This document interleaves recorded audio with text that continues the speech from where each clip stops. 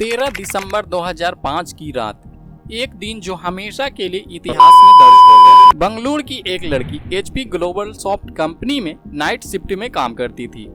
उस दिन वो रोज की तरह टैक्सी में बैठकर कंपनी के लिए निकली, लेकिन अगले दिन सुबह वो घर नहीं लौटी। उसकी मां ने उसे कई बार फोन किया, लेकिन हर बार उसका फोन स्विच ऑफ बता रहा था।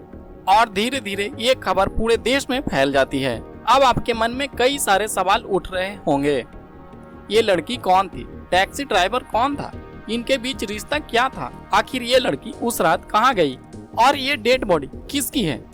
इन सभी सवालों का जवाब हम आपको देंगे, लेकिन उससे पहले अभी हमें आपके सपोर्ट की जरूरत है। तो उम्मीद करते हैं कि आप मुझे सपोर्ट करेंगे। तो चलिए अब बढ़ते हैं इस केस की ओर। यह घटना है बेंगलुरु की, जहां प्रतिभा मूर्ति नाम की एक 28 वर्षीय लड़की रहती थी।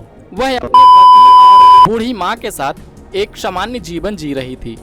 पारिवारिक स्थिति सुधारने के लिए HP ग्लोबल सॉफ्ट कंपनी में काम करती थी। वह नाइट शिफ्ट में काम करती थी, दिन में घर का काम संभालती थी और रात में कंपनी के टैक्सी से ही वह कंपनी जाया करती थी।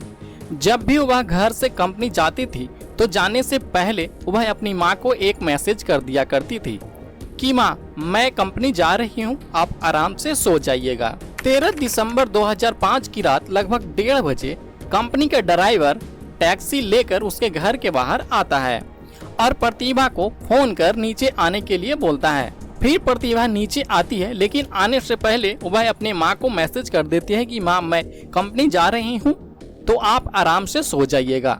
फिर वह टैक्सी के पास जाती है और ड्राइवर से पूछती है, भैया आज तो आपका ड्यूटी नहीं है, फिर आप मुझे लेने कैसे आए। ड्राइवर शिव कुमार जवाब देता है, आज शंकर की तबीयत अचानक खराब हो गई है, इसी कारण मुझे आना पड़ा। प्रतिभा टैक्सी में बैठ जाती है और उसे लेकर ड्राइवर कंपनी की ओर निकल पड़ता है। सुबह होते ही उसकी मां परेशान होने लगती है। हर दिन की तरह उस दिन ना तो कोई कॉल और ना कोई मैसेज आया। तभी उसकी मां काफी ज्यादा परेशान हो गई और फिर है जो प्रतिभा को फोन करने लगी, लेकिन प्रतिभा का फोन स्विच ऑफ बता रहा था। कई बार कोशिश की, लेकिन फिर भी फोन स्विच ऑफ ही बता रहा था। इस बात को लेकर प्रतिभा की मां काफी ज्यादा परेशान हो गई और रोती बिलखती पुलिस स्टेशन जाकर मिसिंग FIR दर्ज करवाई। कुछ ही समय में ये केस सोशल मीडिया पर बहुत तेजी से वायरल होने लगा। कंपनी की सुरक्षा पर सवाल उठाने लगे। पुलिस प्रशासन की लापरवाही को लेकर लोगों में गुस्सा बढ़ने लगी। FIR होने के बाद पुलिस एक्शन में आई और तुरंत इस केस के बारे में अधिक जानकारी एकत्रित करने लगी। सबसे पहले पुलिस की एक टीम कंपनी गया और कंपनी में मैनेजर से बात किया, तो मैनेजर बताता है कि प्रतिभा उस दिन काम पर आई ही नहीं, तो इसके बारे में मुझे कुछ नहीं पता कि प्रतिभा आखिर उस रात कहाँ गई है।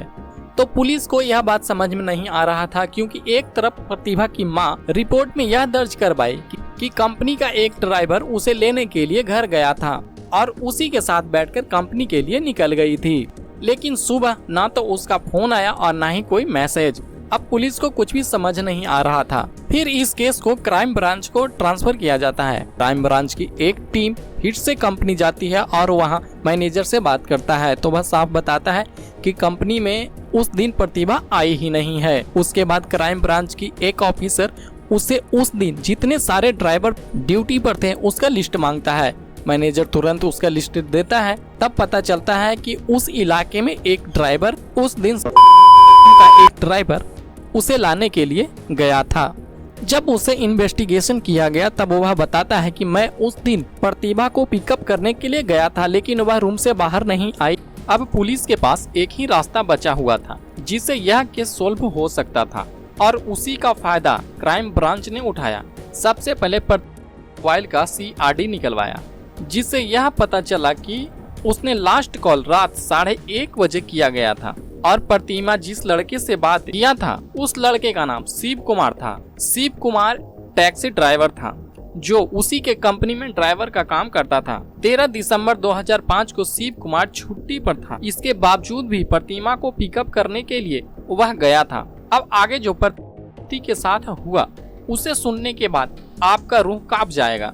अब पुलिस को बस एक ही इंतजार था कि किसी तरह शिव कुमार को अरेस्ट किया जाए। पूरी जानकारी मिलने के बाद एक दिन पुलिस की एक टीम अचानक उसके घर के चारों तरफ से घेर लिया ताकि वह भाग न पाए। जब पुलिस घर के अंदर गई तो उसने देखा कि शिव कुमार आराम से बैठकर प्रतिमा की न्यूज देख रहा है और तुरंत उसे अरेस्ट कर थाने लाया जाता है। उसके बाद जब शिव कुमार से इन्वेस्टिगेशन किया जाता है तो पहले वह कुछ भी बताने से मना कर देता है। तभी पुलिस एक चाल चलती है। उसने शिव कुमार को बताता है कि प्रतिमा मिल गई है, तो अब मुझे तुम सब कुछ सच सच बता दो, जिससे तुम्हारी सजा हम कम करवा देंगे। तभी शिव कुमार बताता है कि 13 दिसंबर 2005 की रात को प्रतिमा को कंपनी ले जाने के लिए गया था, लेकिन उसे कंपनी नहीं ले जाकर एक सुनसान रास्ते पर ले गया। इसके बाद सबसे पहले उसके साथ जबरन शारीरिक संबंध बनाया, फिर उसके गला काटकर एक नाले में फेंक दिया। ये सब करने के पीछे बस एक ही मकसद था